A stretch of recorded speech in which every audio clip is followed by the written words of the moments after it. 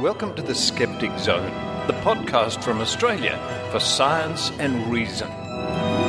Here are your hosts, Richard Saunders and Stefan Sojka.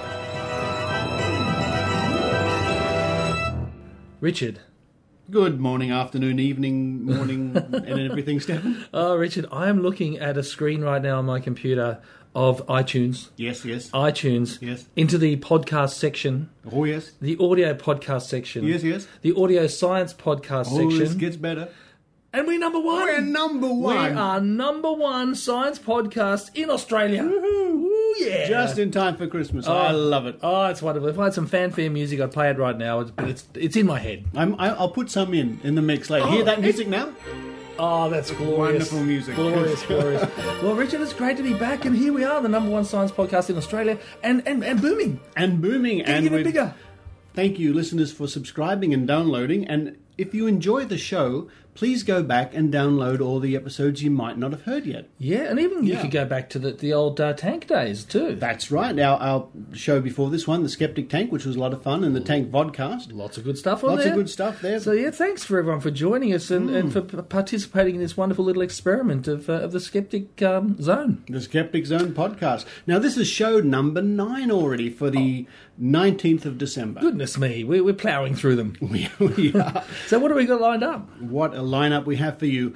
We have an interview with Dr Pamela Gay from astronomycast.com. Oh, that's a great site. That's a great site and a great podcast. Well. Absolutely. Yeah, and they're really got some good stories on there. Really good stories, really popular, and you can hear all about that. I'm sure a lot of our listeners already know about Pamela Gay and her podcast. You think so? I would think so. Pretty huge. So, and what else?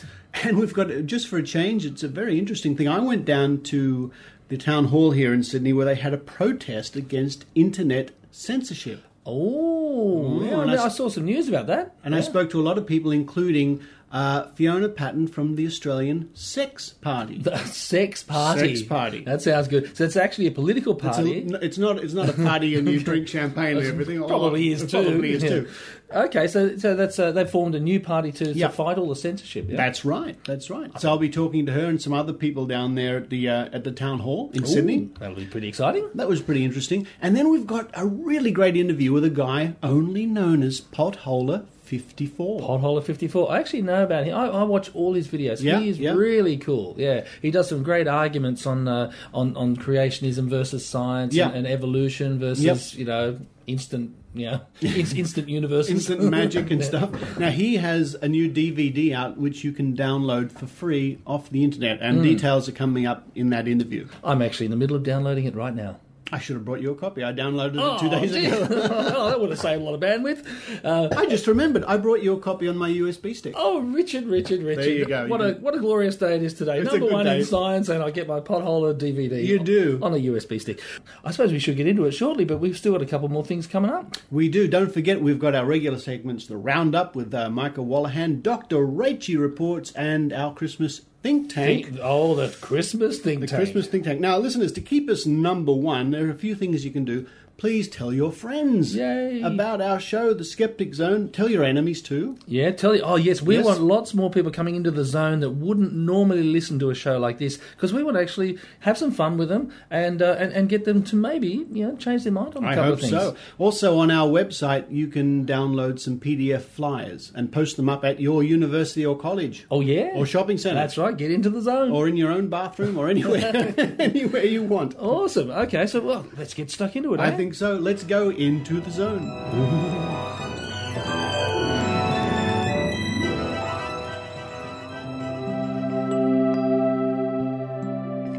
A lifetime stargazer, Dr Pamela L. Gay has followed her obsession to a profession. Today, Dr. Gay is an associate research professor of physics at Southern Illinois University, Edwardsville, where she teaches introductory physics and astronomy courses. She also produces the popular science podcast Astronomy Cast with Fraser Cain. Each week they take their international audience on an educational journey through the cosmos. As a professional astronomer, Pamela's research focuses on variable stars, galaxy evolution, and public outreach. Teaching by the day, she works on astronomy data by night, teaming up with citizen scientists to find new ways of understanding our universe. In between, she finds times to mentor students working on observational astronomy projects through Swinburne Astronomy Online. Podcasting is a creative outlet that brings together her love of astronomy with her passion for teaching, making staying current in an ever-changing field a fun endeavour. You can find her online at www.astronomycast.com and at www.starstrider.com. And joining me on the line is Pamela Gay. Hello, Pamela. Hi, Richard. How are you doing? I'm doing really well. I'm doing particularly well because I'm so happy to talk with you. It seems like a long time since we've actually have seen each other at DragonCon, of course. Oh, that was only 3 months ago, but sometimes it feels like a lifetime ago. It was tremendous fun. I can't wait to go back there next year. I really must ask you straight away, what is it about astronomy that engages you so much? Well, here on our planet Earth, we're sort of confined by what we're able to build, what we're able to do, and a planet's only so big. You can have only so many different combinations of things. But as we look out across the universe, we are allowed to look across 15 billion, 13.7 plus or minus 0.2 billion years of history instead of just the 5 billion that we're confined to here on the planet Earth. We can look out across billions of light years of space and see all the galaxies and everything within them across all those billions of light years of space instead of just what's stuck on the surface of the planet Earth. And as we look across this amazing volume, the diversity of things that are waiting to be discovered is something we can't even wrap our heads around. We're still finding new things that we've never even imagined. And we've been kind of looking up for, well, as long as human beings have existed. There's always something new to find, always something new to learn, always something new to go, wait, this over here does this over here does this. These are related. We're still building an understanding, and I love being part of this process of understanding how our universe is changing over billions of years of time. And since you've been involved in practicing astronomy, what is one of the most startling changes in our way of thinking that has occurred?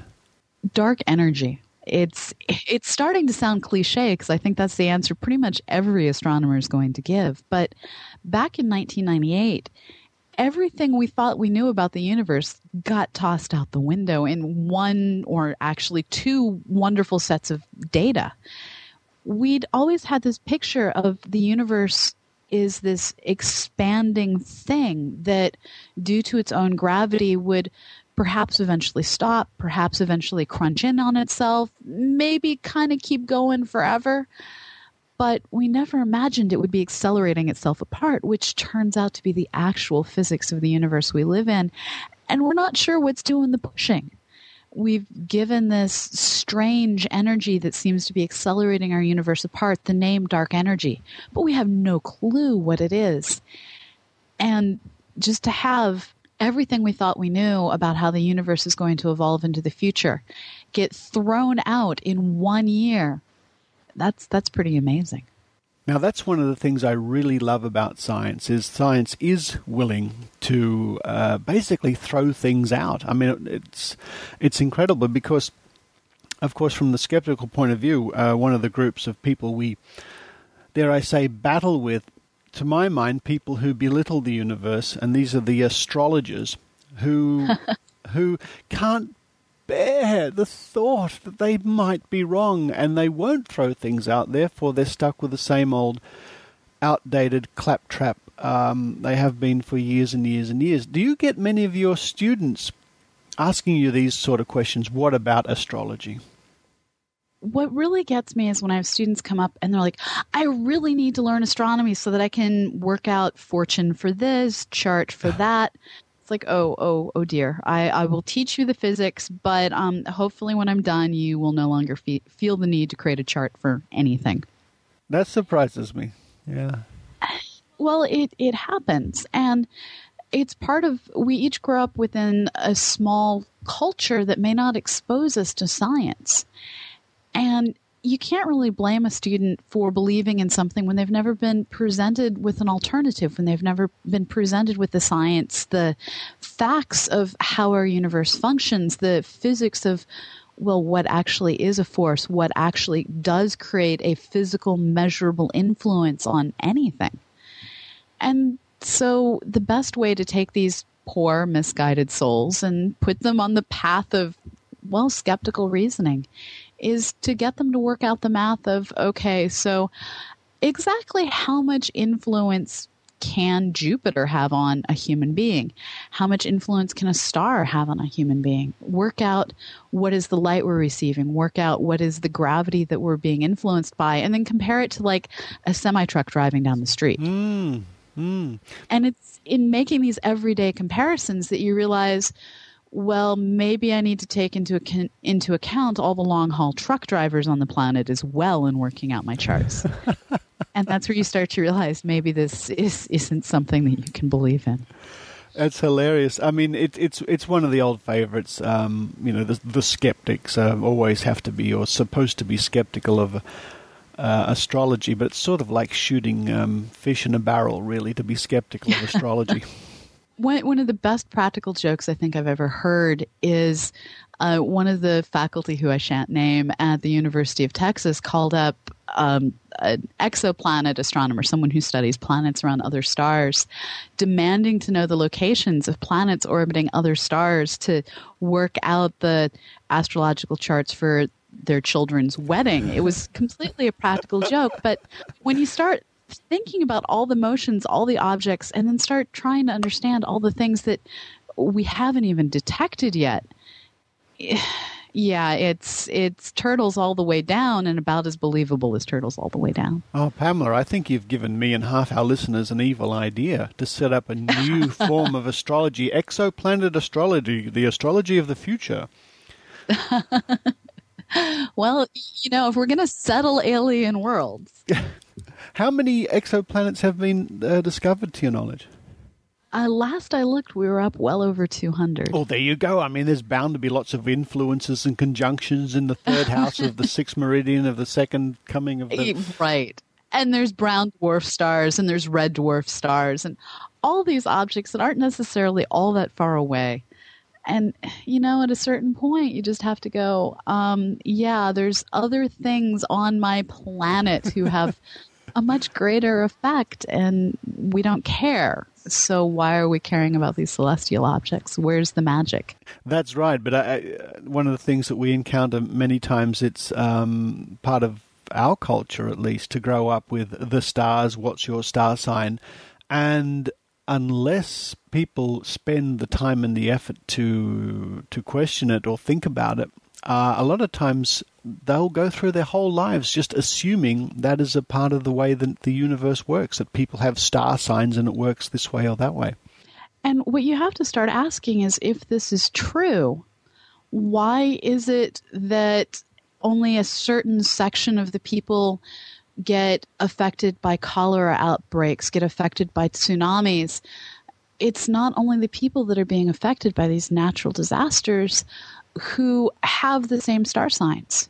You can have two twins that were born via cesarean section only moments apart, and things in the universe aren't moving that fast, and yet they'll undergo radically different lives. Yeah. So if it's your star signs that matter, how is it that you can have two people who grow up side by side? Conjoined twins. How the heck can conjoined twins have different days? One might get a crappy email and another one gets a really good email. And yet, what difference have these conjoined twins really experienced? Well, the astrologers I've met out there will always have an answer. I mean, the lamest answer we get from people who believe in magical thinking like astrology or psychics or something like that is when you put a question to them like that, they'll say, oh, it doesn't work that way. And this is where I say, what physics? And I say, okay, so take a semi-truck, fill it up with refrigerator magnets that are all oriented in the same direction, and stand in front of it while its headlights shine on you. And there you have the magnetic field, you have the light, you have the gravity, and compare the effects that you're getting from this random truck to Jupiter. I see, Pamela. You don't understand. It's spiritual energy. Yeah. Yeah. Like I said, shooting fish in a barrel. But it does, that's interesting, just going back to something you said a little earlier about the fate of the universe. When I was telling the other members of the Skeptic Zone podcast that I'd be interviewing you, our young astronomy student, Tiffany Day, sent me an email saying, can you please ask Pamela, in her opinion, according to our current knowledge, what she thinks the ultimate fate of our universe will be? Oh, our universe has such a sad fate in front of it. Oh. It's going to actually tear itself apart. Oh. So over time, our universe, it's going to just keep expanding forever. And as it does this, it's going to reach the point where, well, we don't think protons are stable. The stuff that makes up hydrogen atoms, there's a proton and an electron in most hydrogen atoms. And so there's going to be some day in the future where even the stuff that stars are made of starts to fall apart into pure energy. And so as we have even white dwarf stars evaporating away as the protons decay, as we have black holes evaporating away as black holes do via Hawking radiation, we're going to end up with this soup of energy in a universe that's expanding such that that energy gets spread out so much that a firefly would be the most energetic thing in the entire universe by orders of magnitude. Good heavens. That's not very happy news because she's just got 2 new kittens. So, well, we have trillions of years to worry about this, so I think we're okay. Trillions of... Oh, that makes me feel a lot better. Can you please tell us a little bit about the very interesting and very popular podcast you're involved with called Astronomy Cast? Astronomy Cast is a twice-weekly show that I put on with Fraser Cain of Universe Today. In our first weekly show, we take on a different topic each week. Anything from why is Pluto not a planet to, well, what is this relativity stuff that you might have heard about? We take our listeners on a facts-based journey through the cosmos, trying to help them understand not just what we know, but why we know the things we know, looking at the story, looking at the data, looking at, well, what are the facts that allow us to understand the universe. And we realize that some of our shows cause more questions than they answer. So our second show each week, which admittedly when one of us is sick or traveling may not happen, but our second show most weeks is a listener questions show where we work to answer the questions that you or anyone else who listens to our show might happen to send in to us. Well, you must get some very interesting questions because I know for a fact there are astronomy students who listen to your show, and I'm sure they do from all around the world. So the questions you must get, are you ever stumped by these questions? Oh, there have been some questions that they're harder than anything I ever encountered on an exam in graduate school. And I have to admit, I've given false information and had to do corrections a couple of different times.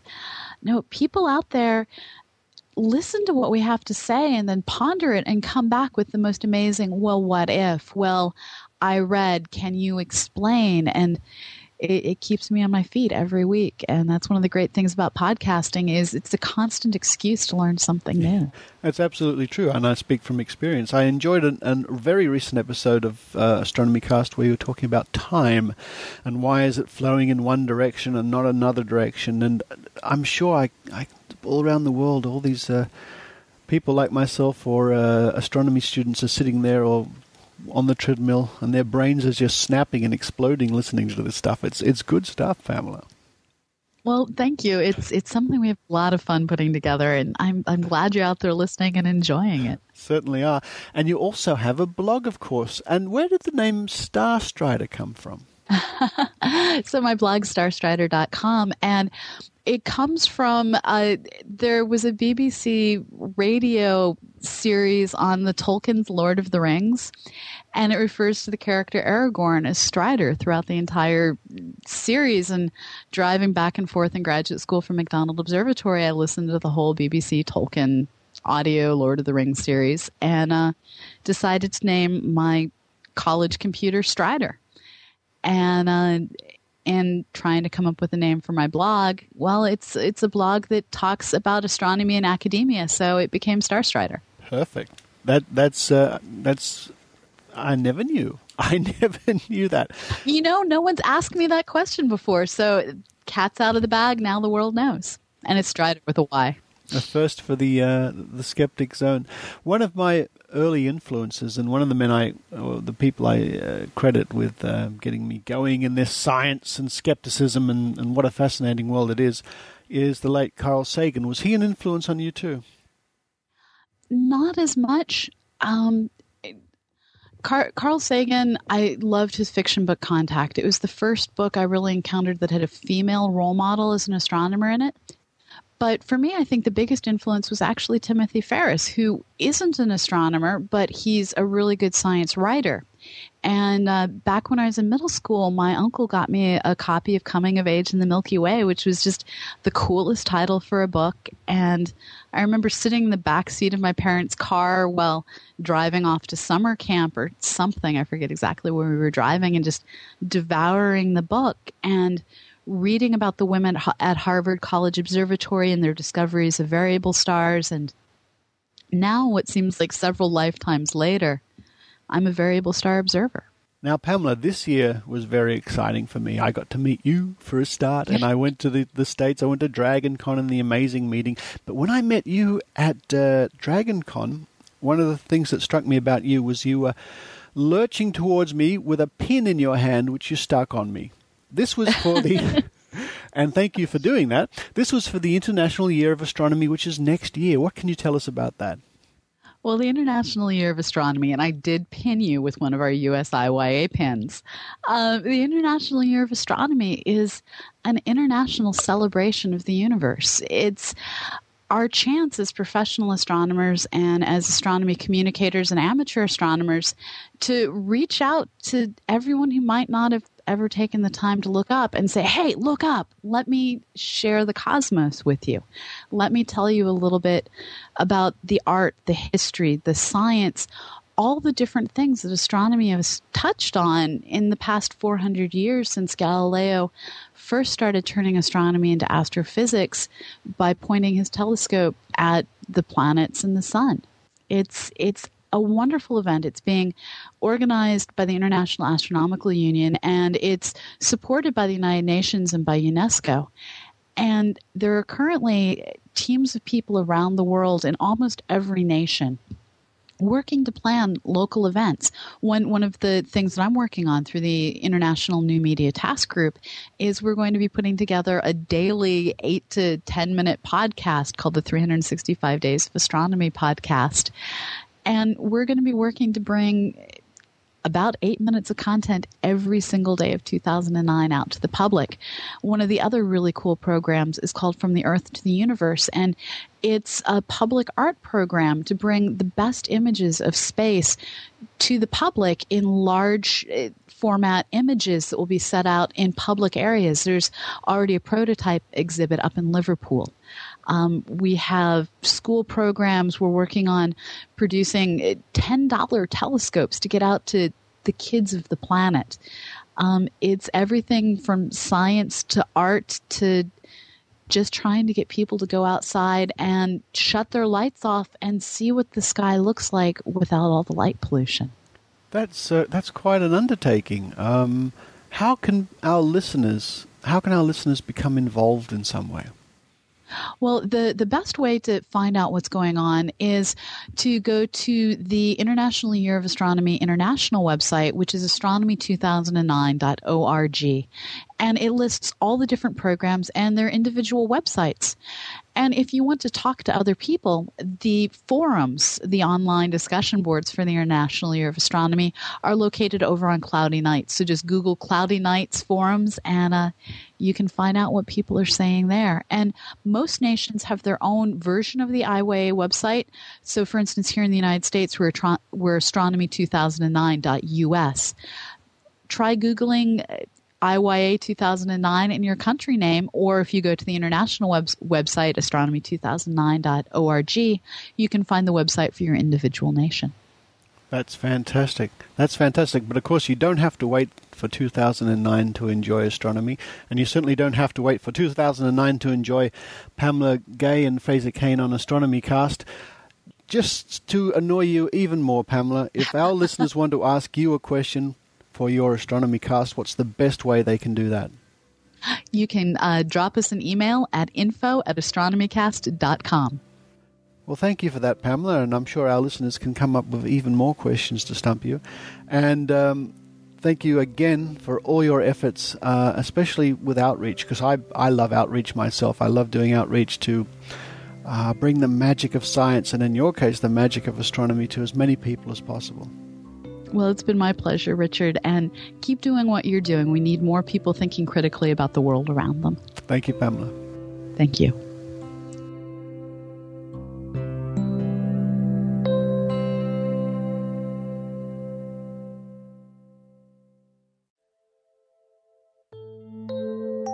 Death from the Skies is the latest book by our good friend, Dr Phil Plait, also known as the Bad Astronomer.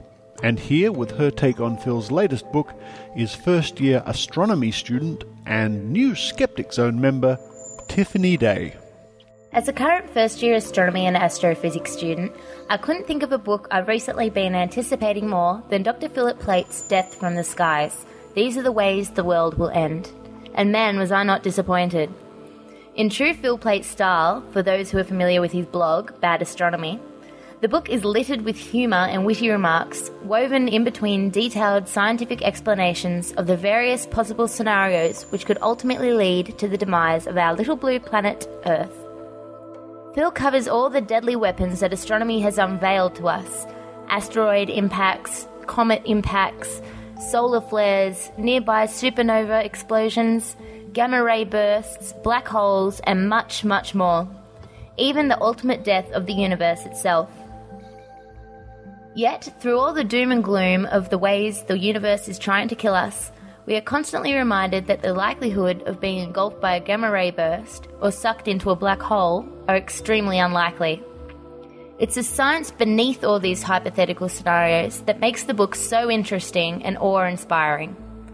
The reality of the universe is much more amazing and dangerous than any doomsday movie or biblical rapture could ever hope to convey, and this book illustrates that point perfectly.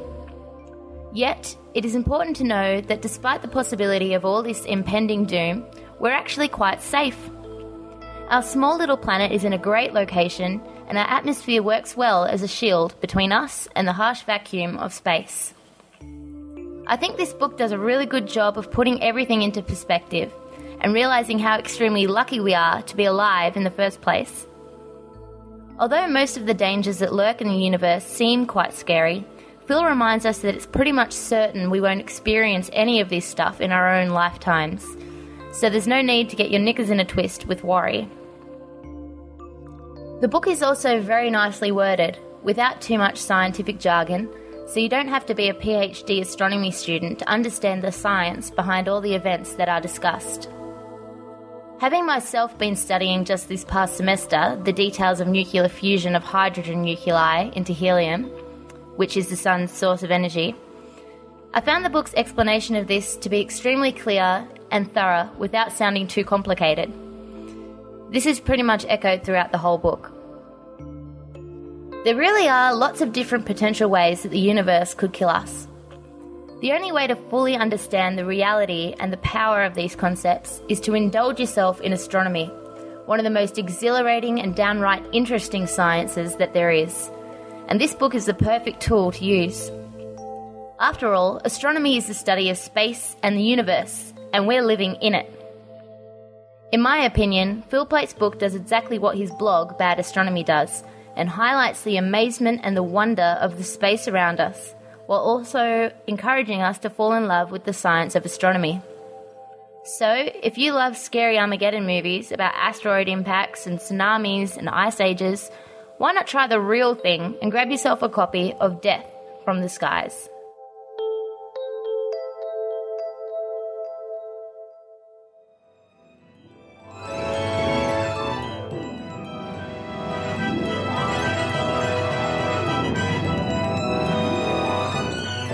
Kylie Sturgis, and for this interview I'll be talking to a man who's been a journalist for 20 years, 14 of those as a science correspondent. His degree is in geology, but whilst working for a science magazine and several science programs, he has tackled a number of different fields, from quantum physics to microbiology. Despite this, I can't reveal his real name because he chooses to be anonymous online. He's known as Potholer54, one of the most popular science broadcasters on the free hosting video site YouTube. Within a week of him uploading short films on topics ranging from climate control, evolution, human ancestry and the scientific method, he reaches an audience of hundreds of thousands. One on climate change has recently hit 13,000 views just within 2 weeks. Potholer54 describes his Made Easy series as designed to explain the evidence that shows how we got here, from the Big Bang to human migration out of Africa, and to counter the unsupported idea that this somehow happened through the power of an invisible being. Originally from England, he has retired to sunny Australia, and he gives us an exclusive for the Skeptic Zone. Firstly, I'd like to thank Potholer54 for giving us the opportunity to talk to him here on the Skeptic Zone. What was the original inspiration for using YouTube, and have you tried working in other forms of media before? Well, I was on a Christian forum for about a year, but I found it was impossible to debate subjects like evolution and the age of the Earth because fundamentalists on the forum simply had no understanding of basic biology and geology. They didn't know what the theory of evolution said, for example. Some people thought it meant that one species could give birth to an animal of a completely different species, and a lot of people thought that life came from the Big Bang. So instead of having an intelligent discussion, I found I was having to teach remedial biology and physics. And this happened again and again as more people joined the forum. So the reason I decided to make a video was simply to explain all this in an easy form that people could understand, and then I could refer them to the video every time I had to repeat my explanation. What do you consider is a useful formula to keep in mind if you're hoping to produce YouTube videos that are educational? I would say, easiest thing, don't just think you can sit in front of a camera and fluent words will pour out and mesmerize your audience, because that doesn't happen. Even stand-ups camera have to start with a script. So write your script, polish it again, which basically means cutting any superfluous junk and make the final script as tight as possible. Well, considering that more than 120 million Americans believe that God created Adam and Eve more than 10,000 years ago, how do you suggest that people deal with such predominant beliefs that challenge evolution, both online and offline? Well, I grew up in Britain, and I don't think I ever met anyone who thought the universe was 6,500 years old. And I was a choir boy at Winchester Cathedral. Even the Anglican bishop took a more metaphorical approach to the Bible. I can only think of one person I knew at university who was a practicing Christian. And in Australia, I've met quite a few more, but I get on very well with them. In the United States, there's much more polarization over this issue. And I think one reason might be the isolation of so many fundamentalists who live in communities where everybody believes in God, and everybody around you, your family, your community, it's just a given. And they probably don't think they've ever met atheists. Of course they have, but since no one is really able to declare their atheism in communities like that, most people think that there aren't any. I think they're genuinely surprised when I chat to them online and they discover that I'm polite, quite happy, and very sympathetic. I don't have a problem with people's personal beliefs at all, as long as they're personal and their beliefs. The only time this becomes a problem is when people start preaching their beliefs as the absolute truth and something that has to be imposed on others. One of the comments on your site asks you whether you're inspired by the likes of Carl Sagan, and you say that he was not a formative influence, but certainly someone you came across later in life. So who do you credit as being a formative influence when you were growing up? Two things. One was the moon landing, which I avidly followed as a kid, and the other was a science fiction program in Britain called Doomwatch, which was about a government department comprising 3 scientists who acted as sort of troubleshooters for any science-related problems that struck the UK. It seemed to me they made science look really cool, and I thought, that's what I want to do, wear psychedelic cravats and flared jeans and zap around the country like Batman with a slide rule. solving all kinds of science problems. Recently, Dr. Carl, in an interview with the Skeptic Zone, expressed some bewilderment that it's evolutionary theory which produces more opposition than any other scientific theory. So do you think there's more emotional involvement with evolution creationism that sparks this sort of debate? Quick answer, yes. Long answer, well, the emotional reaction to this is really down to one simple thing. Evolution means that we are not, as far as fundamentalists are concerned, it means that we're not special. Fundamentalists have an absolute abhorrence of the idea that humans aren't special, that we're animals like any other animal, and that we're descended from animals. They've been taught for so long that this specialness is what gives us our purpose in life, and without purpose and specialness in our lives, then our lives are supposedly empty. Now, you and I can cope very well with the concept of evolution because we think our lives can still be rich and fulfilling, and we make our own purpose in life if we feel we need to have a purpose. But they simply can't do this, and taking away that specialness takes away their lives, and with it their afterlives, and that's why they fight the idea of evolution so vociferously.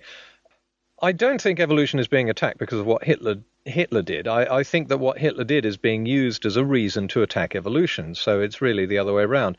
But of course the attack misses the mark because Hitler didn't understand the principle of natural selection.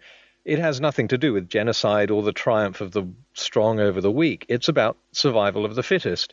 And what made some humans fitter was their ability to cooperate and help one another along. Tribes that did this survived, so they were fitter. Tribes that were selfish and uncooperative fell apart. Now, the fact that Hitler referred to the principle of natural selection as part of his justification for genocide is a very good reason why we need to teach natural selection and evolution in schools, so that people understand the theories properly. It appears that people who believe in intelligent design find the DNA code less problematic than the ideas of Darwin, and your videos certainly draw upon that. So, do you have an explanation for why belief in intelligent design is nowhere so widespread as in the United States, where most of your viewers come from? I think there's a much greater tradition of intellectualism, if you want to call it that, and critical thinking in Europe. The United States is a pioneering country, and intellectualism over there is seen as elitist, and I think critical thinking is seen as something subversive. But I have to say there's a clear divide. Fundamentalism is strong south of the Mason-Dixie line and in what they call the flyover country, but this is worlds apart from the America represented by places like Massachusetts and California. One of the great things about your YouTube series is that you make it freely available as a resource, and the Made Easy series of videos are able to be freely copied and distributed for educational purposes, and you said that you want to make it available for schools. Despite this, are there elements that you keep in mind in order to make them school-friendly, and is there a limitation upon the age range for schools? I made them freely available because I don't want to make a business out of this. I'm happy if people can learn something from the videos. But after the Made Easy series came out, I started getting a lot of DVDs from teachers asking to have copies so that they could show them in schools and colleges. Now, they're not primarily meant as a teaching tool for science. Obviously, they are part of a debating tool opposing the teaching of intelligent design or the idea that creationism is somehow a science. So they're really not meant for children. I think that's rather an odd thing to say, but that wasn't my intention. So I was a bit reluctant at first to send the DVDs out to the schools. I had a conversation with a couple of teachers, and I discovered something which made me change my mind. And what they told me was that religion is coming into the science classroom. They are actually discussing these things, like it or not. And they say that these videos help put the religion-science debate in context. In Australia, we're heading towards a national curriculum, and it's caused a lot of debate amongst educators and politicians about the sort of things that should be included. Do you think that YouTube has a place in helping out with the education of young people? Would you, for example, endorse the Scientists in Schools program as being a useful strategy? I'd love to make science more fun and more interesting. I think we're all born with a natural curiosity, and we want to know how things work. Even small boys throwing stones into a mud puddle is science. It's a kind of science experiment. They're looking to see what happens. If only schools would harness that and work with it instead of sticking kids in classrooms and getting them to recite Newton's laws of motion, I think that they would find fewer kids dropping out of science, because kids enter year 7 fascinated and excited by science, and then they leave year 10 bored stiff with it. What is going wrong during those 3 years? I think making science much more about experimenting and getting kids to discover things for themselves and work things out for themselves, I think that's what would really keep that spark of interest going. Now, the Scientists in Schools program that you mentioned, great idea. I did have a look at this. My kids were involved in another CSIRO initiative, which was called the Double Helix program, and they joined a 2-day science program during the holidays. It was great fun because they interacted with real scientists and did some fun hands-on experiments, and yes, I'd love to see more of that. But regarding the online resources, you have to be very careful. A CSIRO website, of course, is reliable. I'm happy with that. But Wikipedia, a lot less so. I had a kid who wrote to me and said that he was using my videos as a source for a science essay, and I was absolutely horrified. I told him that he shouldn't use an anonymous YouTube video as a source for anything. I've said the same thing on the video fora. What I do is encourage people to watch the videos and then hopefully go out and learn more, find out more about this. I mean, everything that I've given there you can find in school textbooks. And I think a lot of people have taken that and gone out and learned a lot more about it, which is fantastic. I don't think you'll find many people disagreeing about the necessity of anonymity online. I mean, there's such elements as personal safety, right to a choice, professional disassociation. Would you ever, however, consider outing yourself? And is it really necessary anyway? Are there ventures that tempt you to be public about your identity? And do you find that there's a comfortable division that lets you get the job done? I keep myself anonymous because I still broadcast for 2 major networks in particular. So apart from the fact that I'm very careful in my professional role not to expose my personal views, I think that there's a danger of perception of bias, obviously. I also don't want fundamentalists haranguing the networks I work for, complaining that they're employing the spawn of the devil. Really, there's no reason for me to give my name, but if I had to give my name for some reason, sure, I'd do it. And thank you very much to Potholer54. If you would like to get to know more of his work online, head to youtube.com/user/potholer54. And if you head to that site, you'll now discover that the updated, corrected, high-quality DVD version of the Made Easy series is now ready for distribution. You have the opportunity to download a free copy by following the instructions there.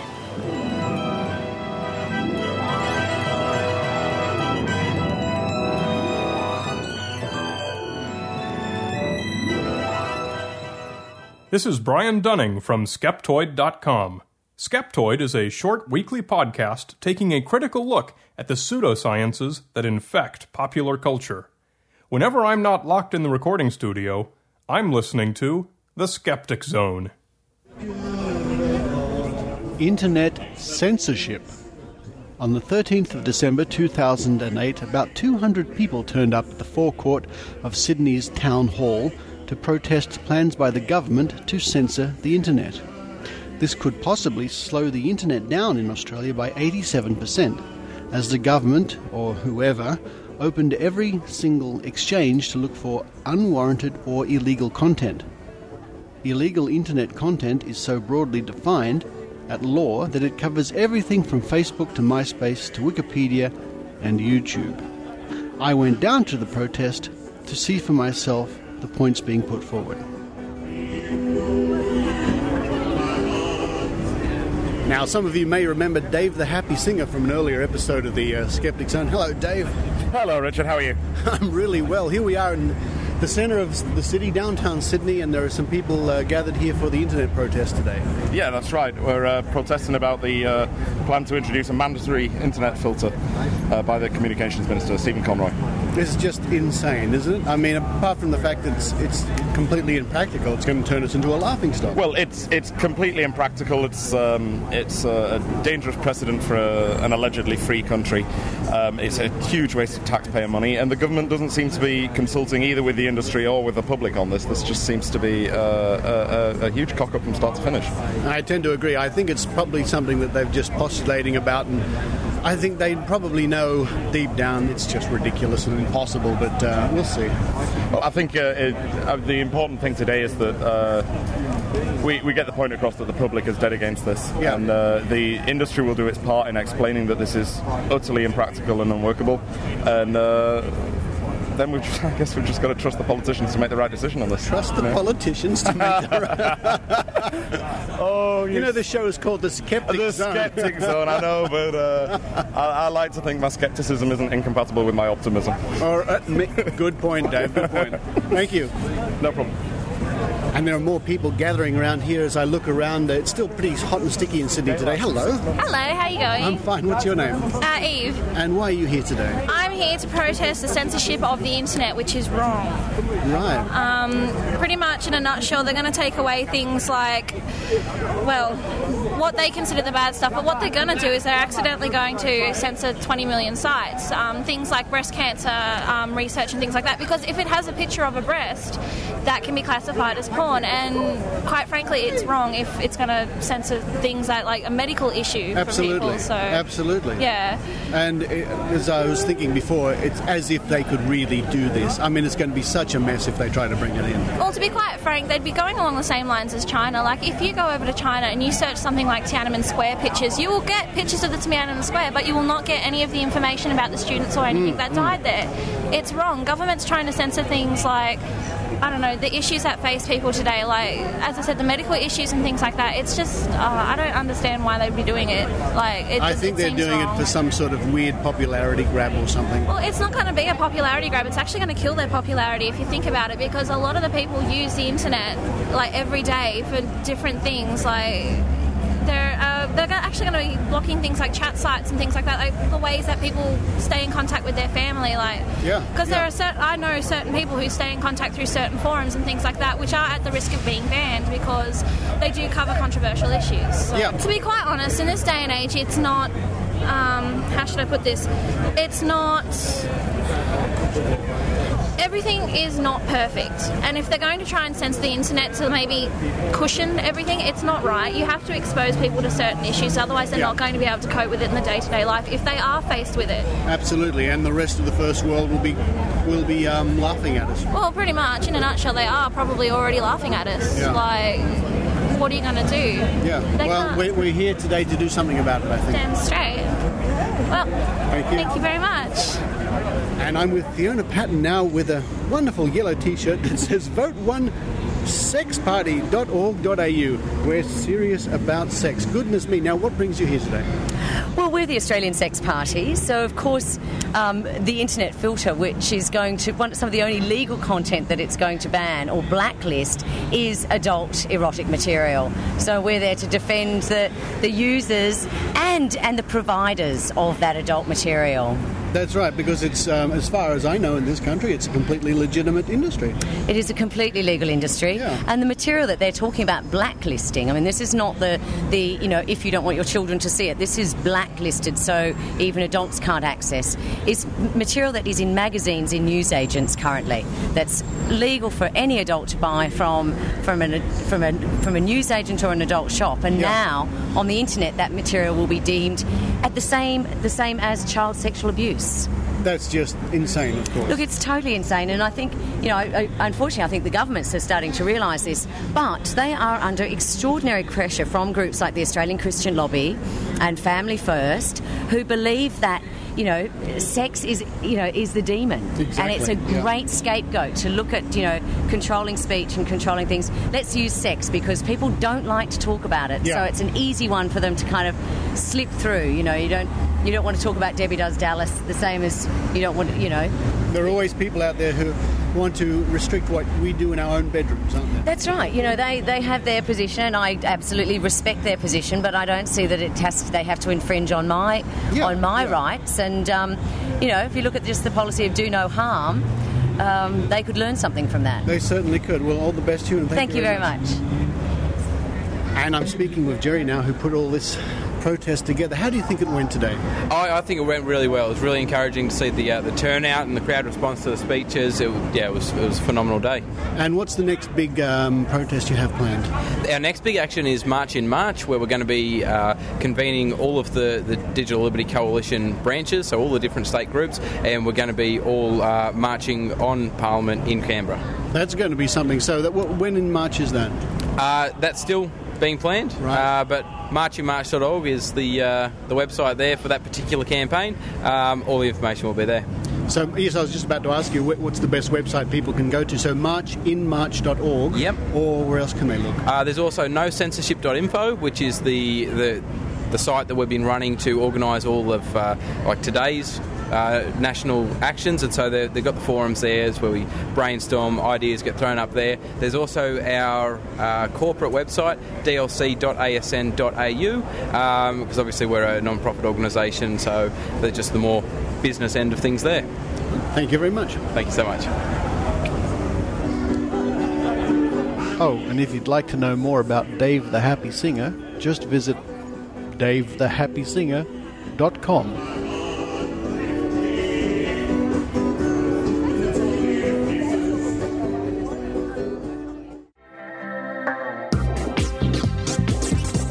Now it's time for Dr. Rachie Reports with Dr. Rachael Dunlop. Hello everyone and welcome to Dr. Rachie Reports. And today's segment concerns the use of alternative medicine where conventional medicine was desperately needed. And what makes this case even more distressing is it involves the mistreatment and terrible suffering of a defenceless child by her brain-damaged father. Now, many of you may have heard about this story. It dates back to September 2006 in Queensland, Australia, but only came to court this week. And it deals with the fate of an 11-year-old girl who was admitted to hospital 2 weeks after contracting a serious heart infection, which manifested as a body temperature of 42 degrees Celsius, hallucinations, weakness, and difficulty walking. And the girl, who was described by the examining doctor as sick as the sickest person I've ever seen in 35 years, underwent emergency heart bypass and valve replacement, spent some time in a coma due to bleeding on the brain, and remained in hospital for an entire year. And she now has brain damage, uses a wheelchair, and has reduced vision. So how do we explain the rapid descent into such terrible illness of a young and previously healthy 11-year-old girl? Well, according to the court proceedings, the girl's father reportedly had a distrust of conventional medicine, and instead of seeking assistance from real doctors, he had been feeding his child a glyconutrient dietary supplement, which is manufactured and developed by Manitech Incorporated. And I'll get on to these people in a little while. Now, according to a report tendered by a psychologist in court, the father's belief in Manitech supplements bordered on obsessive, and also this report cited that he had an exaggerated view of his own knowledge and ability about health treatments. Now, the court was also told that when his daughter presented in hospital, her mouth was peeling, black and clogged from the administration of extremely high doses of this Manitech supplement. And as I mentioned earlier, even more tragically, the father himself suffered from impaired judgment since he had received a brain injury several years earlier. So what about this glyconutrient supplement, and who are these people? Manitech. Manitech Incorporated, if you check their website, make a range of wellness products, including skincare, growth essentials, performance nutrition, weight loss products, but their signature product is a glycoprotein dietary supplement known as Ambritose. And according to their website, it has been called the missing link in human nutrition, and I quote, allowing your cells to send and translate messages to each other, enabling them to communicate clearly and operate efficiently. And this, as well, from their website, helps support your body's immune system. Now, this is all marketing jargon designed to make it sound like the next miracle cure. So let's look at the actual science of the stuff. What is in it? Well, one of the components, in fact 78% of the components of the tablet Ambritose complex capsules, is a product known as aloe barbadensis. And this aloe vera gel comes from the leaves of aloe barbadensis, and it's been used for centuries in folk medicine. In fact, in 2006, the group of Essua et al., in a paper published in Carbohydrate Research, isolated the many components of this aloe vera gel to determine which parts actually had a therapeutic effect. And they reported that the processing and conservation of this aloe vera gel is critical in maintaining the active ingredient stability. They said that since poor storage results in the breakdown of the potent compounds to simple sugars and glucose. And they said, and I quote, "Therefore, no reasonable biological activity can be anticipated from such a gel or product derived from it if it's not maintained in this special manner." Now, one of the other components in these ambrottose capsules is called larch bark. And this stuff actually can't be digested by the human body, so its main effect is to just give you flatulence. What fun. So unlike pharmaceutical medicines, strict regulations are not in place to determine the exact composition of alternative medicine products in Australia. So unless you yourself were to take one of these tablets and do the analysis, there is no way of knowing exactly how much or how conserved the active ingredient remains in these pills. But then we've come to expect this from alternative medicine, haven't we? But what makes this case different is contained in the history of Mannatech itself. Earlier this year in the US, they lost $11.25 million class action suit. In 2007, the Texas Attorney General charged them with unlawful misleading sales practices, including making exaggerated claims about the therapeutic benefits of their dietary supplements as a method to increase sales. And documents filed in the Travis County District Court revealed that Mannatech's scheme was to exploit families, including those challenged by cancer, Down syndrome, cystic fibrosis, and other serious illnesses. And if you do a Google search for Mannatech, you can find them cited on various ScamWatch websites, and they even have a scathing Wikipedia page. Even more deceitful is their attempt to hijack Nobel Prize-winning science, but in this case, they actually got it wrong.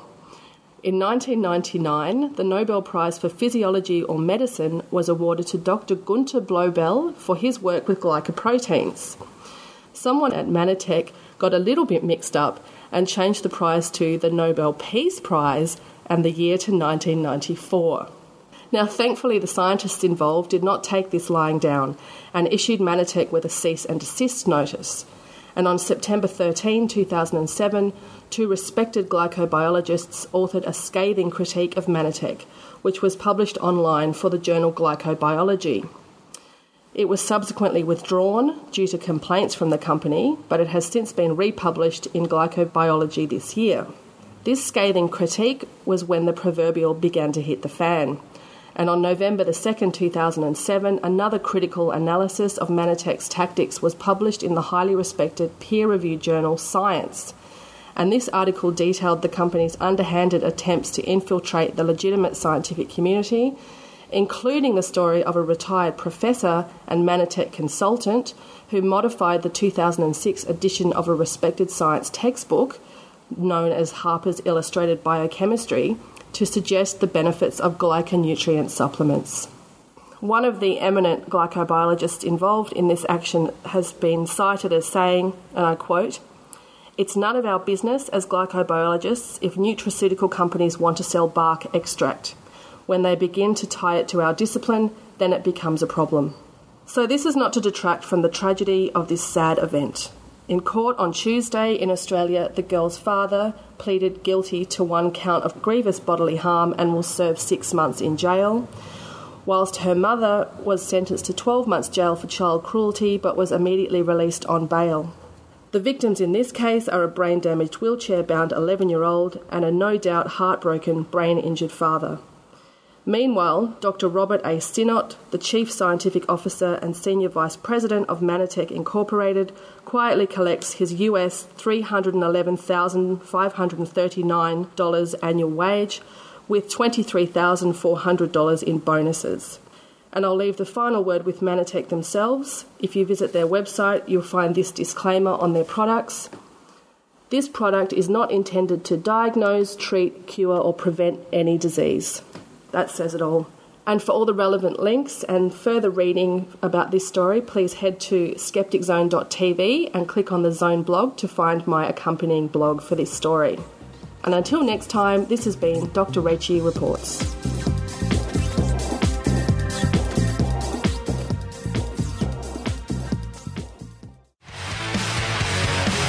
Hello, my name is Michael Wolloghan and welcome to The Roundup, where I share news and views that will interest skeptics, humanists, secularists and followers of the flying spaghetti monster. I must admit I smirked when I heard the trial for Wayne Bent, a self-proclaimed Messiah and cult leader, started this month. Australians might recall watching a documentary earlier this year on Four Corners about Bent called The End of the World Cult. Let's listen to some wise words from Bent. One day, by myself, I was in my trailer, and I sat down in my chair just relaxing, and there was nothing on my mind in particular. And then God said to me, "You are Messiah." I am the embodiment of God. I am divinity and humanity combined. Like David Koresh of Burning Blazing Waco fame, Wayne Bent started out as a Seventh-day Adventist preacher. Bent, the leader of the Lord Our Righteousness Church, who believes he's the second coming of Jesus, is accused of molesting children, whom he says he was only healing. He was charged with lying naked with two nude underage girls. One of the girls said Bent, a man in his 60s, kissed her on the lips and breasts. Naturally, Bent said the encounter was a religious experience, not a sexual one. Jeff Bent, the son of Wayne Bent, has said his father did lay naked with the children, but said he's never had sexual contact with minors at all, ever. He's been very careful to protect and respect people he's been with and who he's touched and healed. He compared the practice of lying naked with teenagers as something akin to a parent holding a child, and said it was something his father was ordered to do by God. Jeff Bent also said that God ordered his father to take his own wife as a spiritual wife, so they divorced. Since Jeff believes his father to be the Messiah, this was a sacrifice he felt he had to make for God. Bent melodramatically believes his persecution will bring about the end of the world and claims that the investigations into his dubious activities have caused such things as the crisis on Wall Street. I wonder if Barack Obama knows that. When he was arrested in May, Bent said that he would stop eating. Since then, he has been in and out of jail and been doing some overly dramatic and sporadic fasting. It's possible the space between the collarbone and a girl's breast could be the difference between guilt or innocence for this cult leader, because Bent's defense lawyer has said one of the girls involved in the naked fraternizing told her in an interview that the kissing happened closer to her clavicle and not on her breast. This may make all the difference. Bent said at one point he wouldn't participate in the legal proceedings because he believed he wouldn't get a fair trial. However, he has been silently attending his hearing. It's interesting to note that a man who said he only answers to God will soon have to answer to a judge and jury.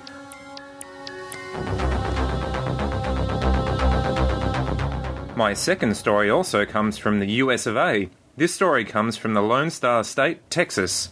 A judge sentenced a religious sex elder to 30 years in prison for molesting an 11-year-old girl during a phony cervical cancer exam. Jedediah Hawkins, a House of Yahweh elder, faced a maximum penalty of life in prison after being convicted of aggravated sexual assault of a child. Hawkins has no medical training, but used a medical instrument to examine the girl at a home in 2005, according to trial testimony.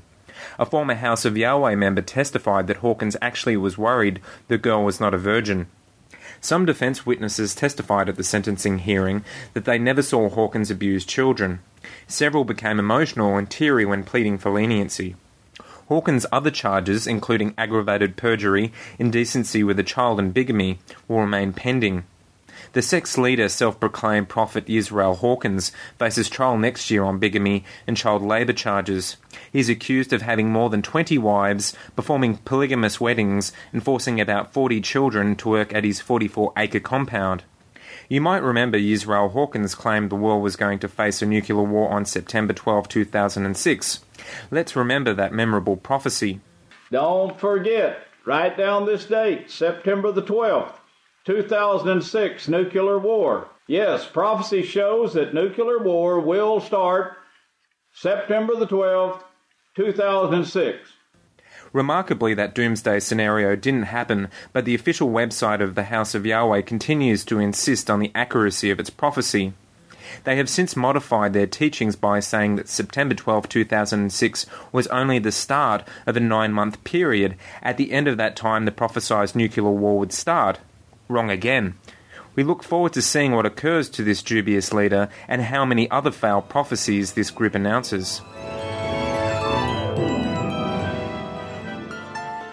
Hi, Hi, this is Richard Saunders with a quick message. Putting out the Skeptic Zone every week is a great deal of fun. We really do it for the love of it. But our web space does cost a little bit of money and other production costs too. What we're asking for is a donation of just $2. That's it, $2, and only if you want to. There's a donate button on the Skeptic Zone homepage, www.skepticzone.tv, and if you like the show, and only if you want to, your $2 will go a long way. Thanks very much.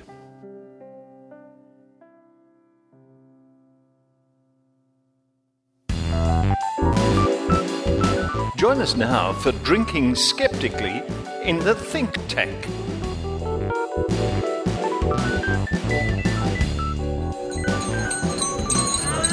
Ho, ho, ho. Ho, ho, ho, ho. Cheers, everybody. Welcome to the Think Tank. We're here at our favourite club, conveniently located near my place. Wow, how convenient. How convenient. Joining me today, we have Amanda Rose. Hello, Amanda. Hello. With a mouthful of chips. And Tiffany Day. Hi. And Rachael Dunlop. Hello, everybody. And Tiffany, a big formal welcome to the Skeptic Zone. Thank you very much. Yay! Welcome to. Thank you for having me. I'm very excited. Now, it's come to my attention that the skeptics in Arizona, the Northern Arizona skeptics, have started their own Skeptics in the Pub, which we think is a good idea. That's a great idea. Yeah. And they're apparently going to be meeting on the 20th of this month at the Bigfoot Barbecue at 7 p.m. Now, I couldn't imagine... In Flagstaff. In Flagstaff. I should say that. In Flagstaff, Arizona. I couldn't think of a better place. The Bigfoot Bar, did you say? The Bigfoot Barbecue. The Bigfoot Barbecue. Do you think they barbecue Bigfoots? Sounds like they do, doesn't it? So and how do we know about that, Richard? It's because of Amanda's sister, right? It's a long story.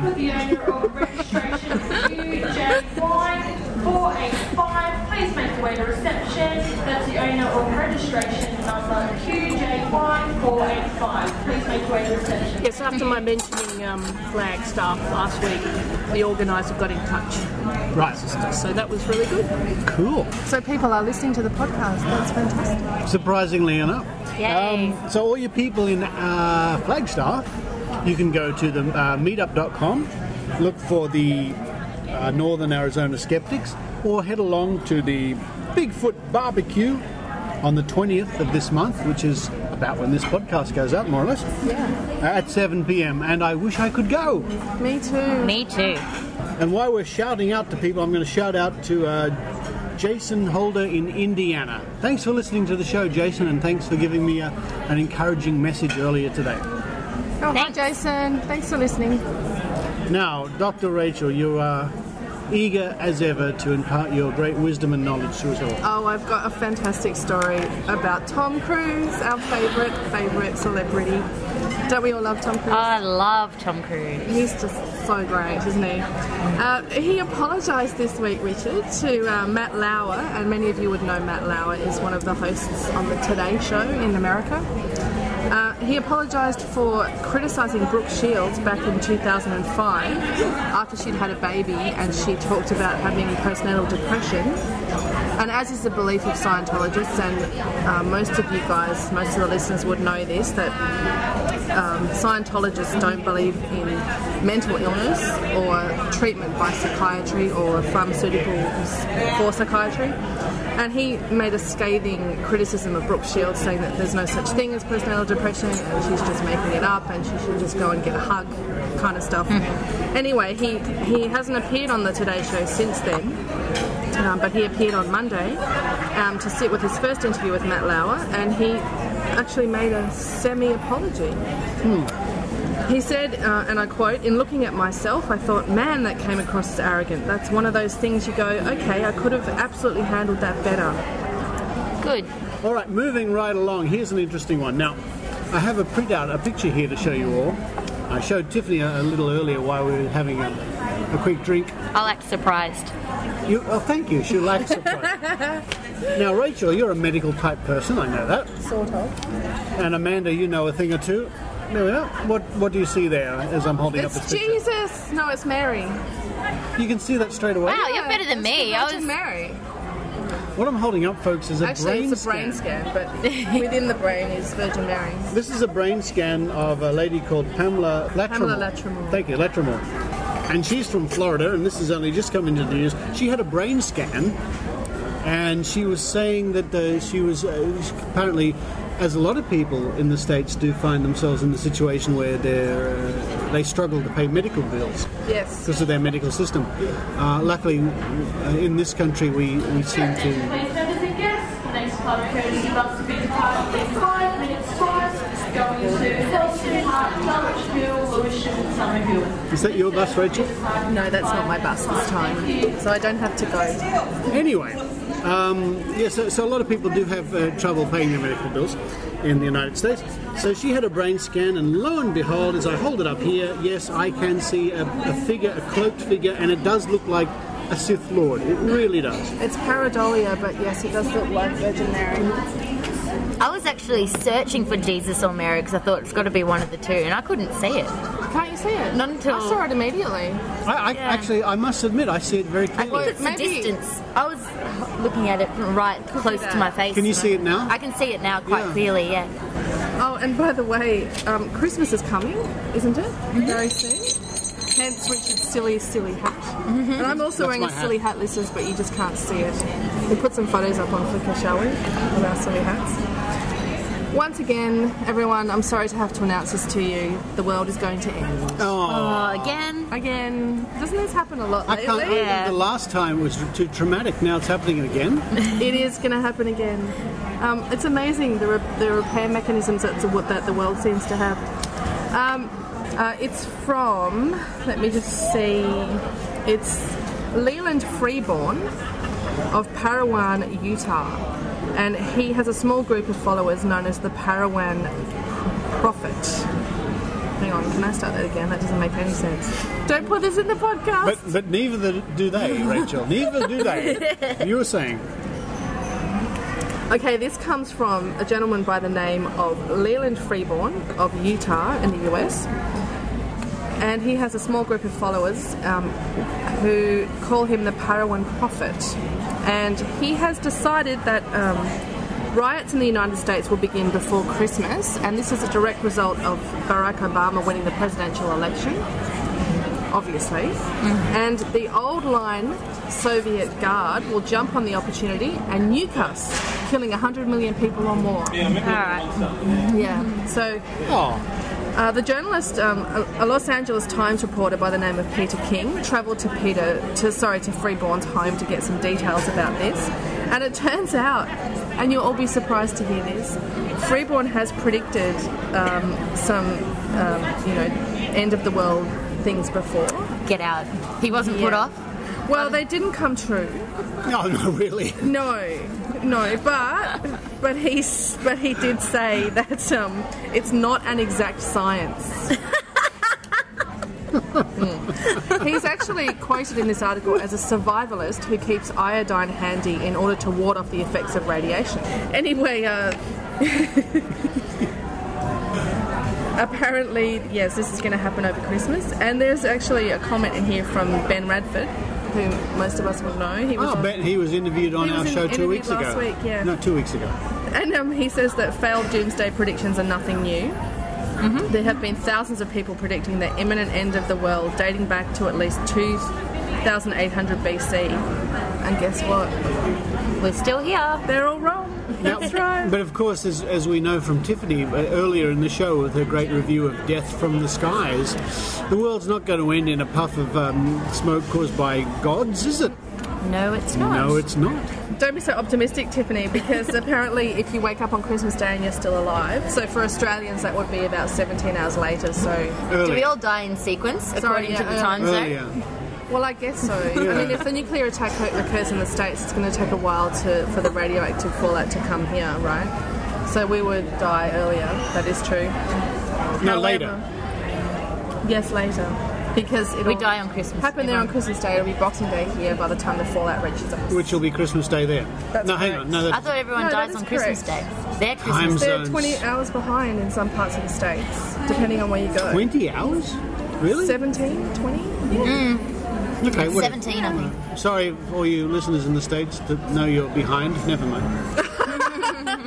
Anyway, in 2012, the whole world is expected to end, as opposed to the world. Yeah. I don't know what's the difference. Pedantics. According to cult leader Wayne Bent, he is the son of God, apparently. But he has also predicted the world was going to end previously about a year ago, and that didn't happen either. Happy Christmas, everyone, and make sure you get your presents early because the world is going to end on Christmas Day. Yeah. Happy Christmas. Happy Christmas. The world's going to end. Yeah, happy Christmas. Don't worry, the statistics show that it's unlikely, based on previous results. I'm glad to hear that. Science. I'm very glad to hear that. It's not just funny things that happen in the United States at this time of the year. Yeah. Something weird happened in a suburb next to your place last week. What? Did you hear about this? There was some black magic going on. Did you have anything to do with that? No. Tell me more. Woo. Okay.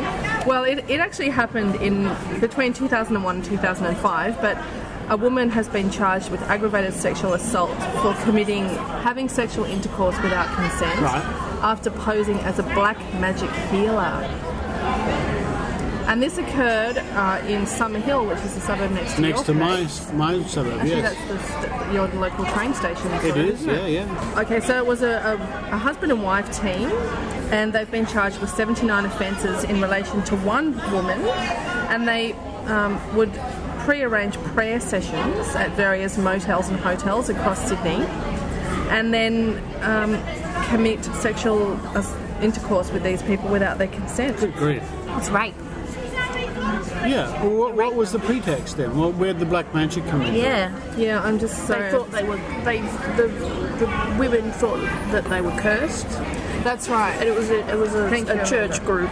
Yeah. And they encouraged this idea that the women were cursed, and then offered their services to get rid of the curse.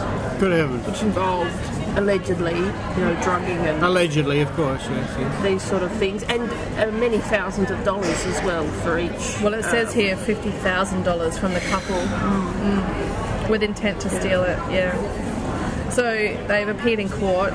So I guess we'll find out whether it's alleged or not pretty soon. Right. What I wonder is why all the legitimate psychics out there. I know, it does give them a bad name. One bad apple. Yeah, of course. Now, why aren't they forming vigilante groups or protest groups or watch groups to weed out the fakes in their industry?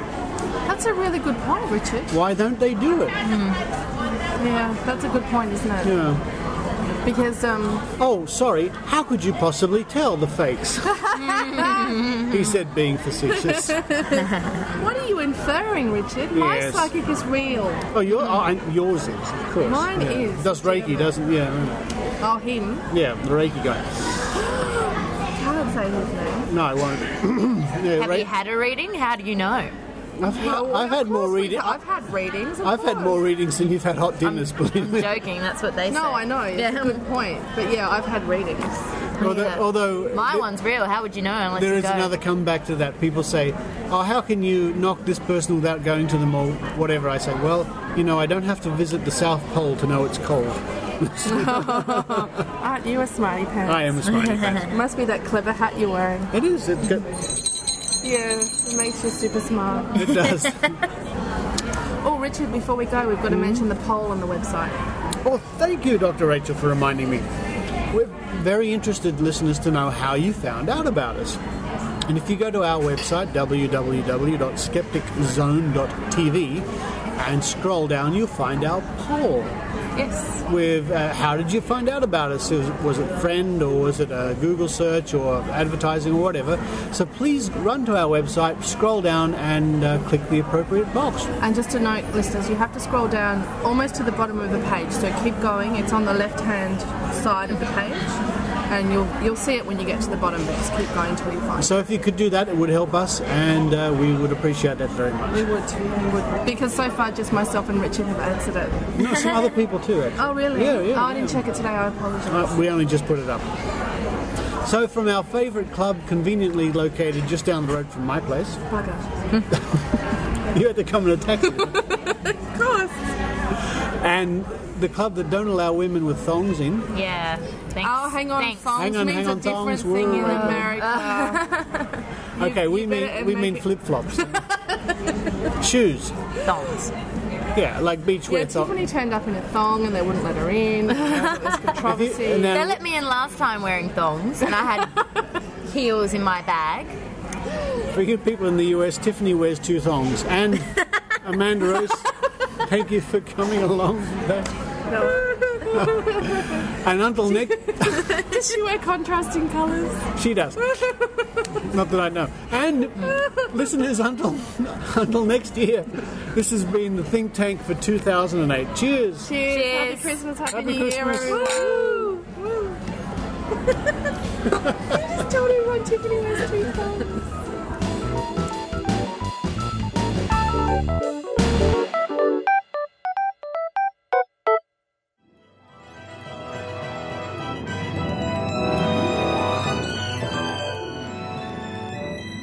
Richard, as an innocent bystander listening to that show, I can see now why we're number one. Why we're number one. It's awesome. What a show. Thank you again to Pamela Gay. I really appreciated her giving me the time, and as a thank you, I sent her a copy of my origami DVD. Oh, lovely. DVD origami. Which is an excellent DVD. Which you can buy in the shops now. Come on, no, sorry. Yeah.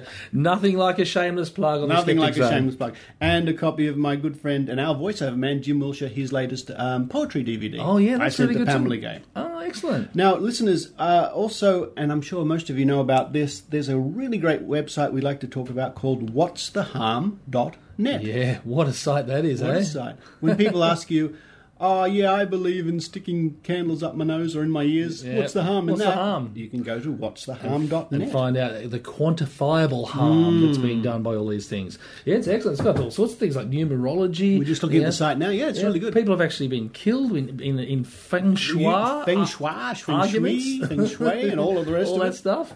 Yeah, it's an excellent site. Whatstheharm.net. Whatstheharm.net. And a lot of lucky listeners out there by now will be going to their post boxes and getting the latest edition of the Australian Skeptics magazine, The Skeptic. Yes. Which has just come out. Great mag too. Great magazine. Lots of content in there. A riveting read with lots of contributors.